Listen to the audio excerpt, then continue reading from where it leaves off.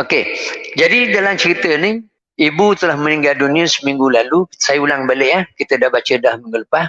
Dan semalam kami telah berkumpul dan berbincang untuk membahagikan barang kemah yang ditinggalkan oleh ibu.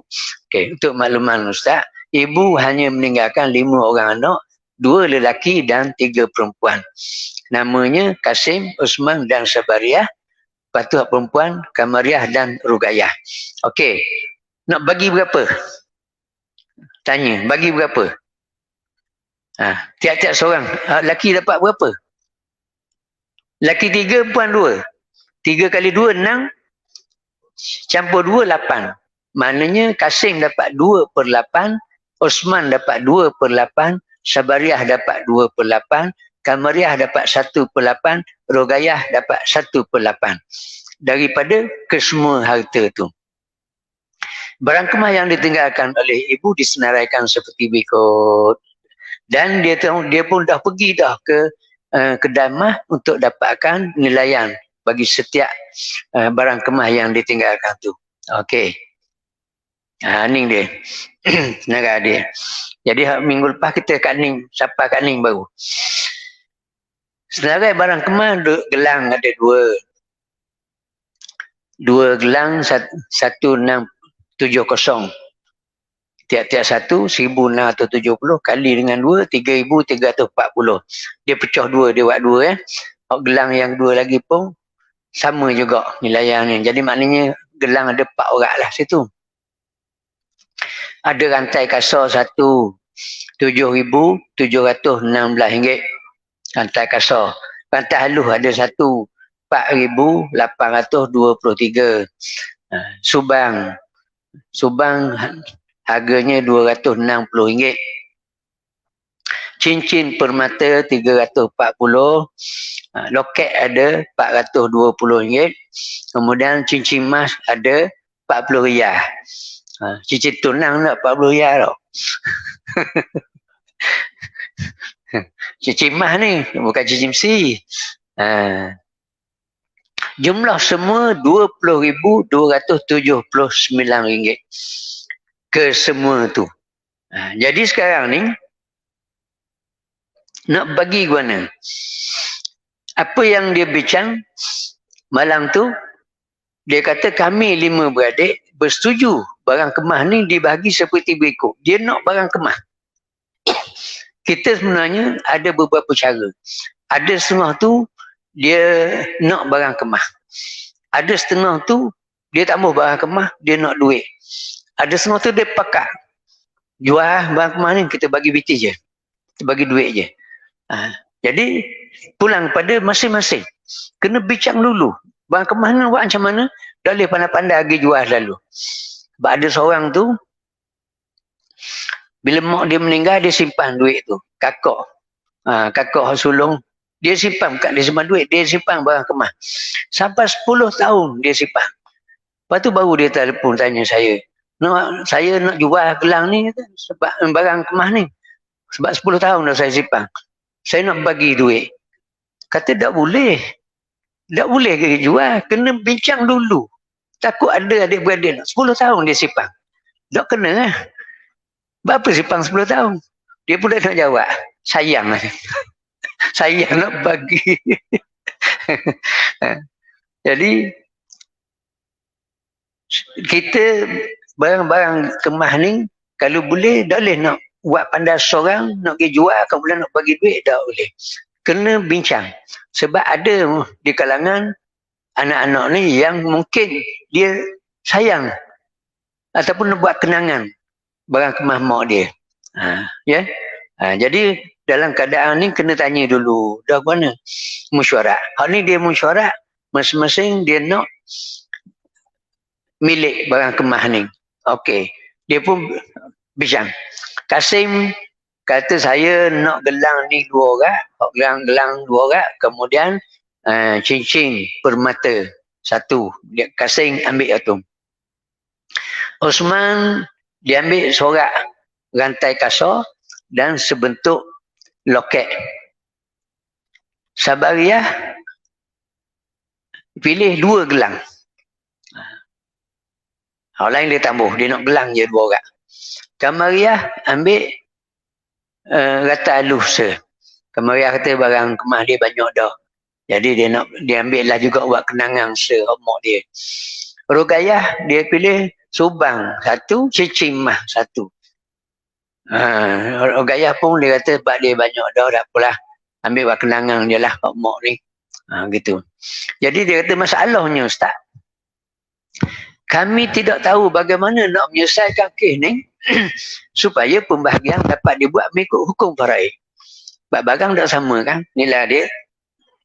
Jadi nak bagi ikut faraid. Bagi ikut hukum. Pohon Ustaz kirakan bahagian tiap orang pada kami berdasarkan kepada persetujuan kami untuk memiliki barang kemah itu. Jadi anggaran awak mana? Nampak dah tak? Ya? Nilai dah tadi 20,000. 20,000. Ya? Ni. Tu. 20,279 ringgit keseluruhan dia. Nak bagi ikut faraid nak bagi mana? Patut repih tau. Hilang.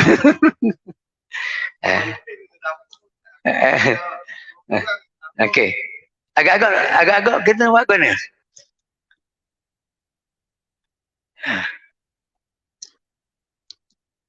Okey, sekarang ni yang pertama tahu dulu bahagian bagi-bagi. Tadi saya sebut dalam 3 tadi. Bagi 8 tadi tau. Salah dia. Laki 2 ya. Puan 3.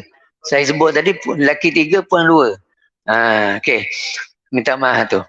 Yang sebenarnya laki 2 orang, perempuan 3 orang, jadi bagi 7. Bagi 7, Kasim 2/7, Osman 2/7. Macam mana dapat 7? Sebab laki 2 bahagian. Laki 2 bahagian, Kasim 2 bahagian. Osman 2 bahagian, jadi 4. Sabariah 1 jadi 5. Kamariah 1 jadi 6. Rogayah 1 jadi 7. Jadi kita kena tahu dulu hal ni. Dari segi faraid, Kasim 2/7, Osman 2/7, Sabariah 1/7, Kamariah 1/7, Rogayah 1/7. 1/7 ataupun 2/7 daripada kesemua jumlah barang kemah tadi. Okey. Kesemua jumlah barang kemah. Jadi gini. Langkah yang kedua, kita tahu jumlah barang kemah tu jumlahnya RM20,279. RM20,279 untuk keseluruhan barang kemah. Kasim ni hak lelaki dia dapat 2/7. 20,279 bagi 7 kali dengan 2. Dapat dia RM5,794. Atas keseluruhan barang kemah tu, Kasim berhak RM5,794. Sama juga dengan Osman. RM5,794. Okey, Sabariah 20,279 bagi dengan 7. Tak payah kali yang dengan 1 tu. 20,279 bagi dengan 7 dapat RM2,897. Tiap-tiap seorang sama dia 3 beradik tu perempuan. Sebab dia separuh pada hak lelaki. Jadi sekarang ni kita pun nampak. Kalau bagi duit, kalau kita jual barang tu, Kasim akan dapat RM5,794 dengan sama dengan Osman. Dan Sabariah dapat RM2,897 sama dia 3 orang tu. Jadi sekarang ni kita pun nampak dah. Yang ketiga, langkah ketiga, kirakan nilai barang kemah yang diambil oleh seorang-seorang tu. Berapa dia dapat? Sekiranya nilai barang kemah yang diambil tu lebih banyak daripada nilai yang patut dia boleh, dia kena keluar duit ya. Bayar lah. Dan sekiranya dia bayar lebih tu dan dan sekiranya nilai barang kemah yang diambil itu kurang daripada nilai tu, dia patut terima bayaran. Hak lebih bayar ke hak kurang. Maknanya dari segi nilai akan jadi sama. Ikut faraid lah tu. Ni kufarai sungguh kan ni. Tak ada takharus ni. Semua dia ambil barang dia lebih, dia apa ni ganti dengan duit. Hak yang ambil barang kurang, dia barang kurang tapi dia dapat duit. Dia ambil barang lebih, dia kena keluar duit. Jadi gini, ni keluar kertas kerja ni. Panggil Tok Imam buat kertas kerja bayar sikit ke Tok Imam. Kasim kita buat situ. Waris Kasim bahagian dia 2/7. Dia patut dapat RM5,794. Jumlah kesemua barang-barang kemas tu patutnya dia boleh RM5,794 jumlahnya. Dan masa bincang tu dia ambil apa? Dia ambil gelang 2 orang. Gelang 2 orang nilai dia RM3,340. Dia ambil cincin permata. Satu nilai dia RM3,340. Jadi bila kita campur dua tu nilainya RM3,680. Dia patut dapat berapa dia? RM5,794. Dia ambil barang RM3,680. Maknanya dia ambil barang kurang ke lebih? Kurang. Kurang banyak mana? Kita tolak. RM5,794 tolak RM3,680. Maknanya kurang lagi RM2,114. Okey. Kita kira pula hak Osman. Osman dapat 2/7 sama juga dengan Kasim. Dia mendapat RM5,794 sepatutnya. Dia ambil ni rata kasar ni. Rata kasar dan juga loket. Sekali sepasang dia ambil rantai dengan loket. Rantai saja RM7,716 dan loket RM4,200. Jadi bila kita campur RM420. Bila kita campur jadi RM8,136. Mu lebih ni Usman ni. Mu lebih Usman. Ya. RM8,136 tolak RM5,794. Lebih berapa? Lebih RM2,342. Dah. Lepas tu hak sabariah juga pula. Kena kira seorang-seorang. Ni orang kata beraluh ni. Beraluh sikit. Beraluh pun masing-masing ada peti belaka. Ada duit, dia ambil banyak tu, dia cadang dah lah dah. Dia ada peti. Sabariah 1/7. Patut dapat RM2,897. Dan dia ambil gelang 2 orang. Gelang 2 orang tadi RM3,340. Jadi lebih ke kurang? Oh lebih. Bila lebih kita tolak. RM3,340 tolak RM2,897. Sabariah ambil barang kemas lebih sebanyak RM443. Kamariah pun sama dengan Sabariah 1/7 dapat RM2,897 sepatutnya. Dia ambil rata aluh sorak. Aluh-aluh pun RM4,000 juga. RM4,823. Lebih ke kurang? Lebih. Oh kalau lebih, banyak mana lebih? RM4,823 tolak RM2,897 lebih sebanyak RM1,926. Jadi mana situ dia ambil barang tu lebih daripada sepatutnya dia dapat. Kemudian Rogayah. Rogayah dia tambah banyak-banyak dia kata saya banyak dah ni nak ambil buat kenangan sikit ya Mak. Dah. Dia ambil subang RM260, cincin mah RM40. RM300 je dia ambil. Padahal patut dapat RM2,897. Jadi kurang banyak tu dia tu. Kurang sebanyak RM2,597. Jadi sekarang ni jelas benda ni. Bila kita kira buat kertas kerja ke macam ni jelas. Jadi tak ada lah nak muskil apa-apa tau. Kemudian kita tengok. Ni kertas kerja ni. Kita buat kertas kerja comel ni. Kasim dia uh, dia kurang tadi, dia kurang RM2,114.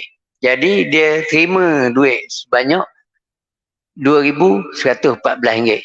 Campur dengan barang dia ambil, maknanya dia dapat RM5,794. Ikut faraid tu. Dia dapat sebagaimana yang ditentukan oleh ikut faraid. Kalau ni sebab nak ikut faraid sungguh ni. Dia ambil barang banyak tu, kemudian campur dengan duit yang dia terima, okey, bersamaan dengan RM5,794. Osman ni ambil kata kasar tadi, jumlah semua 8,000 lebih. Jadi dia kena keluar duit. Dia keluar duit. Kasim terima duit. Osman dia keluar duit RM2,342. Jadi bila hak barang dia ambil 8,000 lebih tadi, tolak dengan hak dia bayar, bermakna nilai yang dia terima pusaka tadi RM5,794. Sama lah. Kasim terima duit, Osman keluar duit, bayar duit. Sabariah gitu juga. Sabariah ambil gelang 2 orang. Okey, bila dia ambil gelang 2 orang, 3,340, dia patut dapat 2,897. Dia kena keluar duit sikit je ni, 400 lebih je. RM443. Dia cadang dah masing-masing ni. Nak ambil banyak-banyak kan, aku kena bayar banyak pula. Tak mampu pula. Jadi dia ambil setakat yang dia mampu. Habis itu. Jadi dia pun bayarlah duit. Kamariah ambil barang RM4,823. Dia patut dapat 2,897. Dia kena keluar duit sebanyak RM1,926. Sebab dia ambil kata tu. Kata alu-alu pun mahal juga. Okey. Manakala Rogayah dia ambil RM300 je. Jadi hak orang bayar duit tu dia terima sebanyak RM2,597. Dia tambah barang kemas, dia nak duit. Okey, dapat duit tu. Jadi bermakna di sini bagi ikut faraid. Faham tak? Boleh faham cara ni. Sebab beberapa orang yang mari kat saya tu, dia kata payah nak kira-kira kita jual. Payah nak kira tak reti. Tak betul. Beberapa ramai juga yang dia kata kita kira mudah lah. Kita jual belakang bagi biti. Sebab tak nampak ni cara nak bagi ni. Betul dah. Kalau benda ni nak kira satu-satu ni kalau tak faham memang payah juga. Walaupun nampak mudah je. Tapi kalau kita dah faham, jadi mudah lah. Nak kena buat macam kertas kerja juga. Kalau kita pakai benda ni, pakai orang kata secara Melayu kita panggil pakai locong. Buku locong gitu je. Kadang-kadang takut ada yang tak puas hati. Tak boleh juga. Biar kita barang kemas ni, kita biar nilai betul. Kita nilai di jabatan, di kedamah, tengok biar molek. Dan kalau awak ambil, biar pasti. Dia ambil lebih banyak mana. Kalau dia ambil lebih banyak mana, kalau kita nak halal, tak apa. Macam ni pakai ambil banyak-banyak ni, tak apalah. Awak ambil lebih pun, saya kurang, tak apa. Awak lebih banyak ni, okey, saya reda. Tak apa. Tapi syaratnya biar kena ambil tahu dulu, baru kita dak syok wasangka. Kalau kita pakai kira lacang tu, tak apa awak ambil ni, takkan aku mau ambil mahal. Dia tak main ayat tu. Mau ambil mahal, aku boleh hak ni je. Jadi kita yang sebenarnya kita tambah ayat tu. Kalau kita tahu dia mahal berapa? Dia lebih dalam 500, dia lebih. Dah kita ke mana? Kita kurang ni. Kita reda ke tidak? Kalau kita reda, alhamdulillah, tak apa lah. Awak lebih, saya reda. Pahala. Boleh pahala. Kita dah nampak bab pahala ni. Jadi kita boleh pahala sebab kita reda. Kalau kita mekang dalam, awak ambil lebih, kau tinggal kita hadap molek. Kita boleh kurang, pahala tak ada. Ada. Sebab tu dia kena biar kemah, biar jelas. Kalau betul-betul nak suruh bayar, khabar kena bayar lah. Orang lebih ni. Pakai molek biar ada satu mesyuarat di situ. Okey. Okey. Jadi kesimpulan setelah dah kita buat kertas kerja bergadang tadi, dah mesyuarat molek dah, orang ni pilih ni, orang ni pilih ni. Kesimpulannya, kasing dia bolehlah gelang dengan cicing tu. Kemudian oleh kerana gelang dan cicing tu nilaian dia tidak sampai kepada yang sepatut dia dapat RM5,794 ni, digantikan dengan duit RM2,114. Dia ambil gelang, dia ambil cicing, campur dengan duit, jumlah dia RM5,794. Osman oleh kerana dia ambil rantai kasar 7,000 lebih dah situ, campur dengan loket jadi 8,000 lebih. Sedangkan patut dia dapat 5,794, dia kena bayar, dia keluar duit. Kan? Jadi bila dia keluar duit RM2,342, bermakna dia pun sama lah dapat. Walaupun dia ambil rantai kasar, tapi dia keluar duit. Jadi dia dapat RM5,794. Sama. Jadi tak ada lain nak kata benda lah. Puas hati belaka. Mana puas hati? Kedak puas hati kau? Puas hati. Puas hati belaka. Tak? Begitulah juga yang perempuan-perempuan ni. Sekarang ni, ini kalau nak bagi mengikut hukum faraid. Kadar faraid, bukan hukum. Mengikut kadar faraid. Lelaki 2 bahagian, perempuan 1 bahagian. Ada kalanya, dalam perbincangan tu, nak bagi sama banyak. Setuju, lelaki kata tak apa, kita bagi sama banyak, lelaki dengan puan. Kita bagi 5. Kalau kita bagi 5, dah kalau semua sekali berapa? 20,000, 20,279. Kita kira 20,000, 20,279 bahagi dengan 5. Okey, RM4,055, 80% seorang. Tapi nak kira bagi sama guna-guna pun. Macam tadi kau, awak ambil barang ni. Okey, siapa lebih pada 4,055, dia keluar duit, dia bayar. Siapa yang kurang, okey, dia terima duit. Kalau kata nak bagi sama banyak. Tapi bahagian dia gini. Siapa ambil lebih pada tu, kena bayar pada kurang lah. Gitu. Kita pulanglah kepada kita nak bagi mana. Tadi dia kata nak bagi ikut faraid.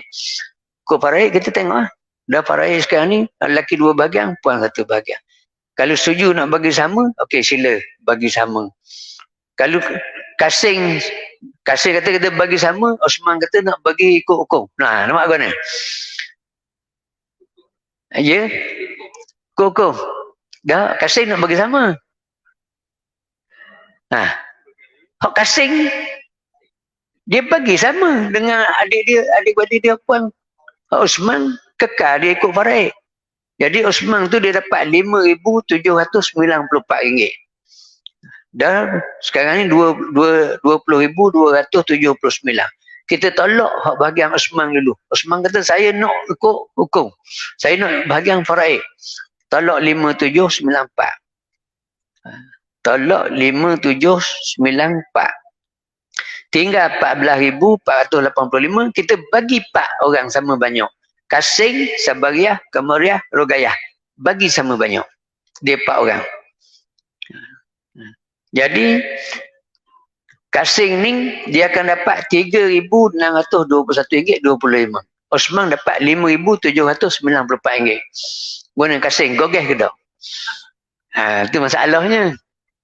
Mula-mula kasing ni kata nak bagi sama. Gak Osman kata saya tak boleh. Saya nak ikut bahagian ikut hukum, ikut faraid. Jadi kalau ikut kaedahnya, bahagian Osman dikekalkan ikut faraid, tak boleh paksa. Oh, Kasim dia bahagian dia capur dengan 4 orang tu dibagi sama banyak 4 orang. Jadi Osman dapat 5,700. Kasim boleh 3,600. Kasim kata, kalau kita aku dah setuju ah. Ni memang berlaku orang kita. Orang kita gitu lah. Kamu boleh banyak Kasim, tak cia gitu. Sebab tu dulu orang kata dulu kalau seorang dia tak setuju tak jadi. Bukan kerana dah jadi, dia jadi. Tapi hak tukar kata tu lah, rugi aku. Boleh sikit. Sebab tu dia kira tak jadi.